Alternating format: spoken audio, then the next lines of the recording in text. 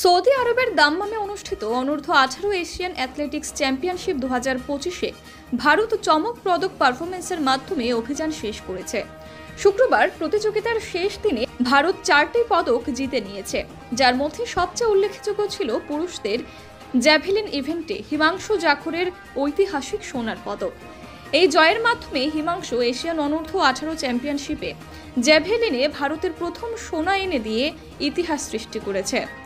তার এই কৃতিত্ব ক্রীড়াপ্রেমীদের মনে প্রশ্ন জাগিয়েছে, ভারত কি তাদের ভবিষ্যতের নীরজ চোপড়াকে খুঁজে পেয়েছেন? হিমাংশুর জেভেলিন থ্রো প্রতিদ্বন্দ্বিতা ছিল এক পেশে। তার প্রথম থ্রোই ছিল 67.57 মিটার, যা তার ব্যক্তিগত সেরা 74.56 মিটারের তুলনায় কম হলেও সোনা জয়ের জন্য যথেষ্ট ছিল। এই দূরত্বের মাধ্যমে তিনি অন্য প্রতিযোগীদের পেছনে ফেলে শীর্ষস্থান দখল করেন।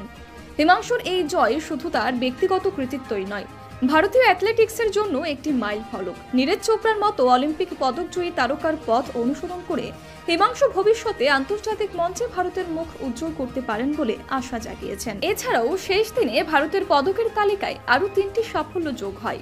দেবক ভূষণ পুরুষদের হাই জাম্পে 2.03 মিটার লাফিয়ে রুপো জিতেছেন, যা ভারতের পদক সংখ্যাকে 2 অঙ্কে পৌঁছে দেয়।